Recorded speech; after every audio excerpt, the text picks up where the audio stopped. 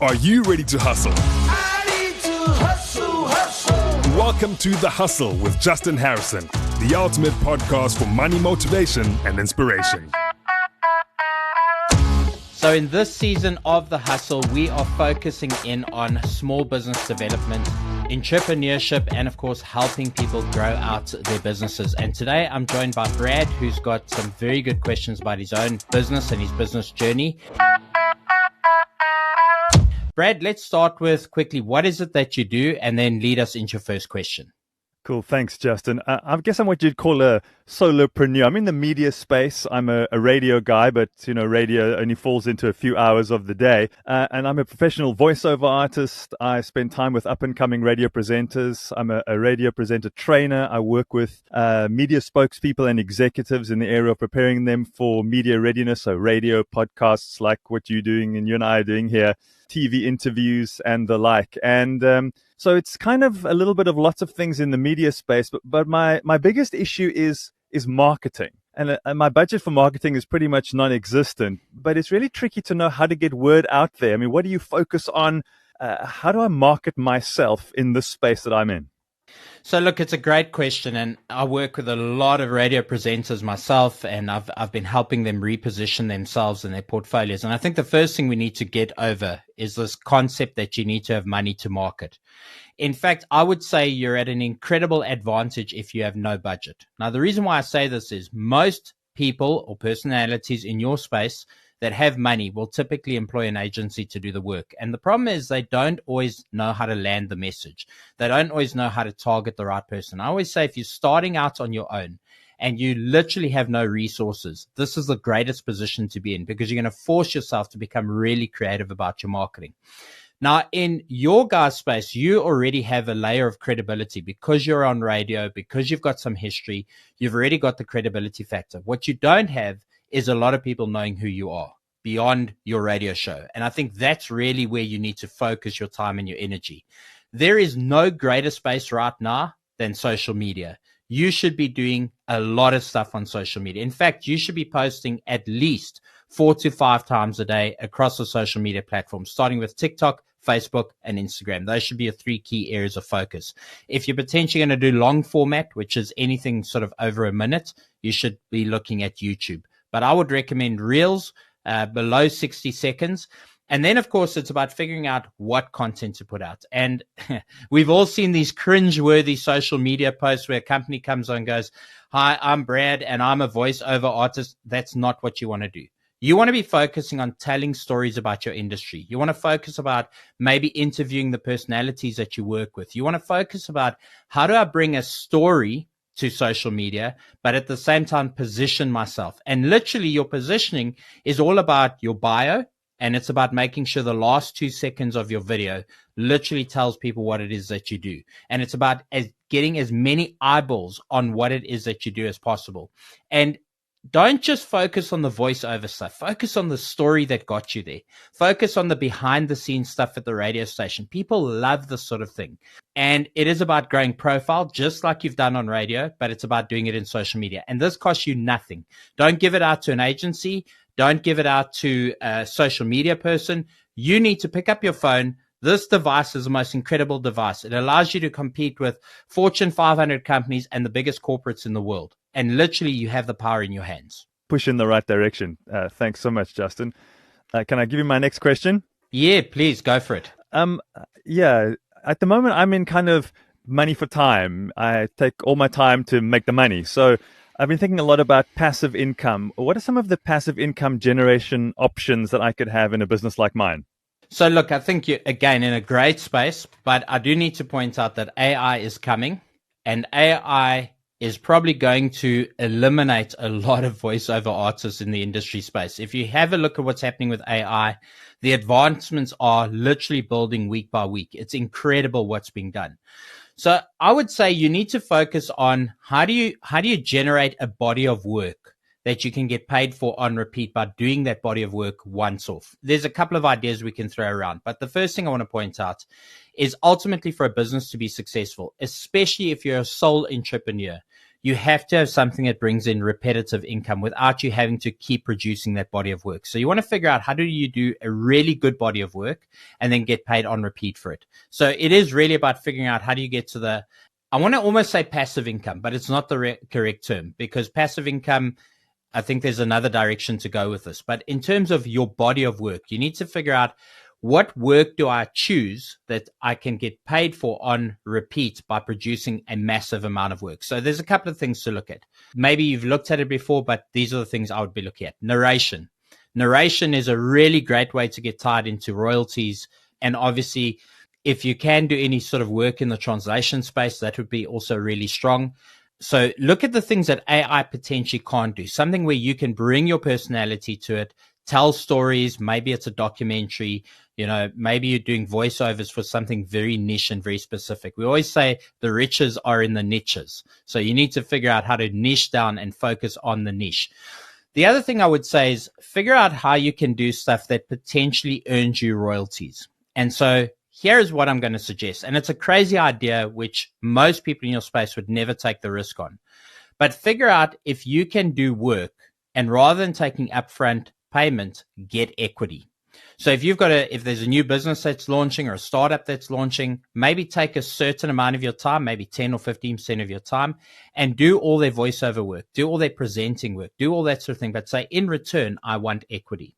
And so this is a way to make sure that you do the work up front, do the work once off, and earn on repeat.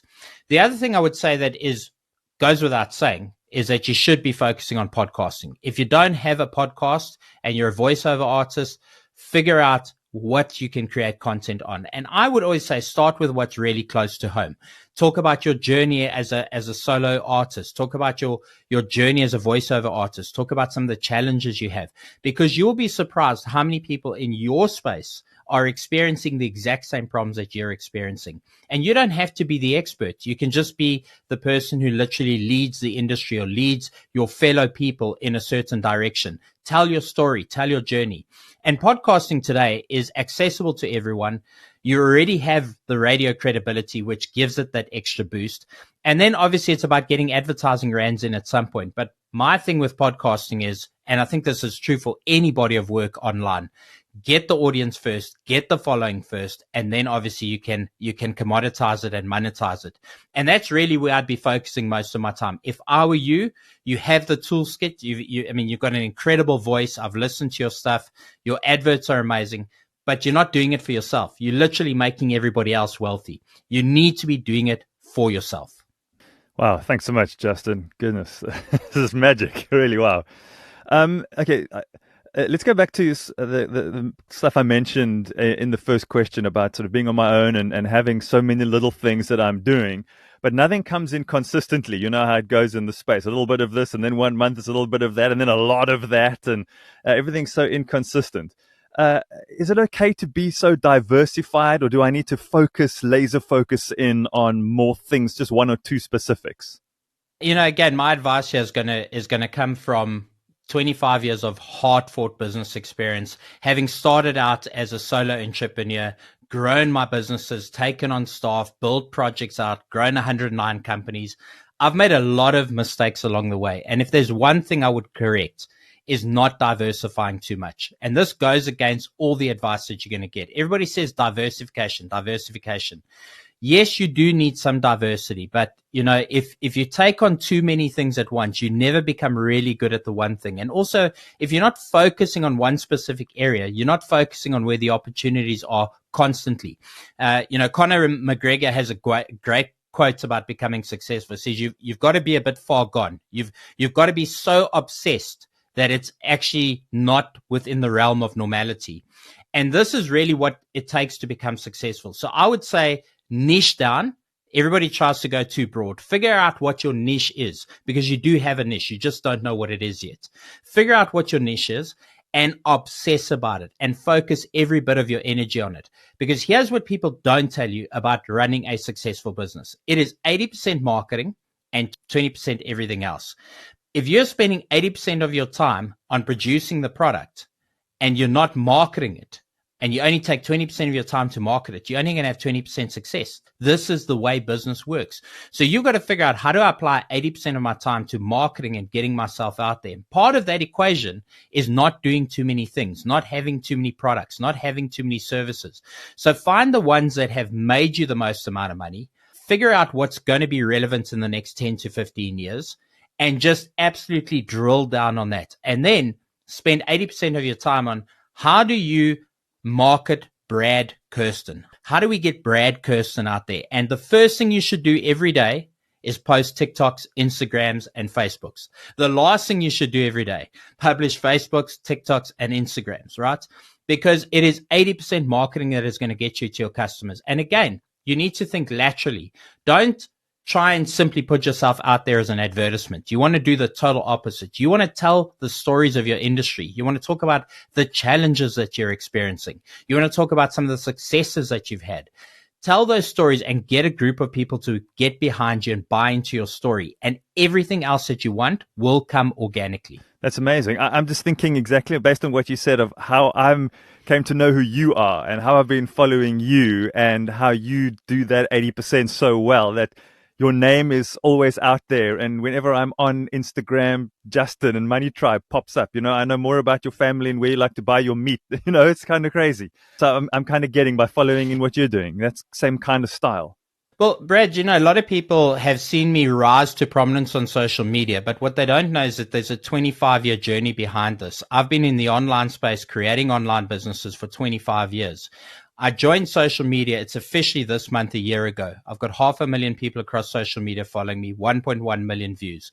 And I post every opportunity I get. In fact, at a bare minimum, I post 6 times a day. When I'm having a really good day, it's 10 to 15 posts. And people go, that's spam. You can't put out that amount of content. But you have to also remember, not every piece of content is going to get enjoyed and accepted by every member of your audience. You've got to create content not for your audience. You've got to create content for your audience as well as a new audience. So you've constantly got to be putting new content out there. And the way to grow is simply put out more content than anybody else. You have to, if you want to outcompete in your game, if you look at your competitors, the thing that's going to separate you from everybody else is how many people know your name. That's what it comes down to. How many people know your name?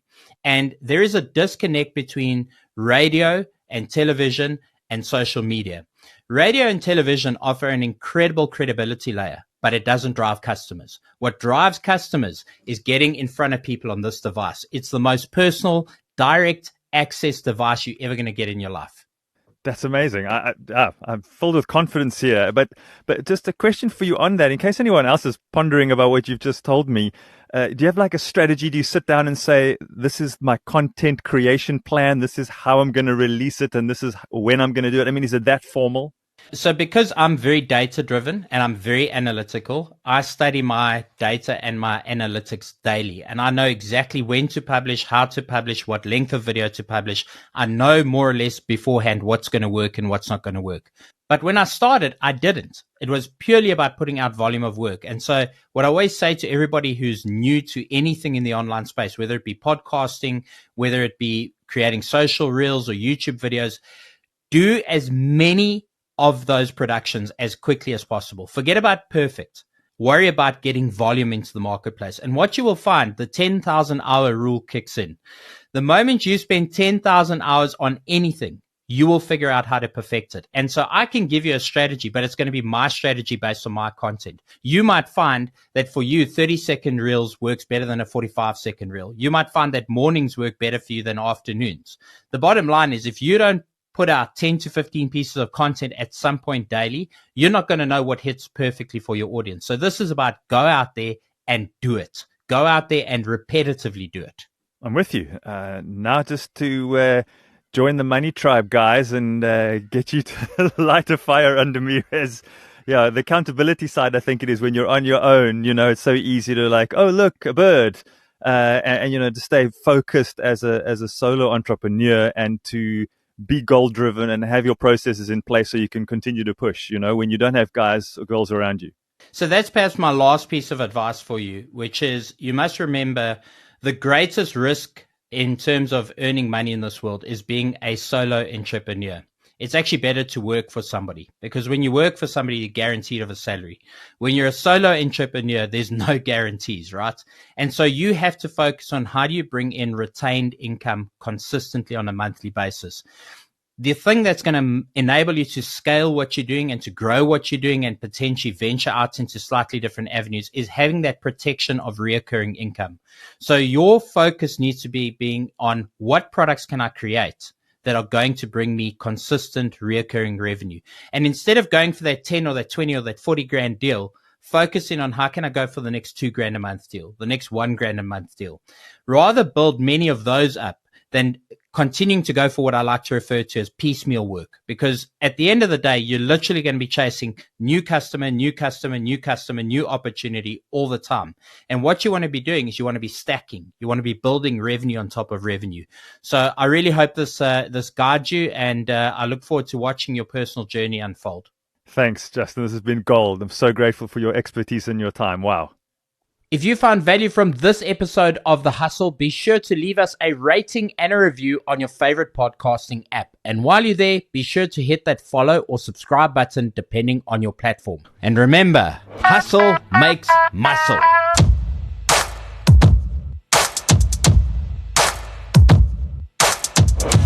Stay motivated by The Hustle.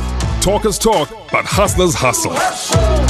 Find more episodes at ecr.co.za or your favorite podcast app.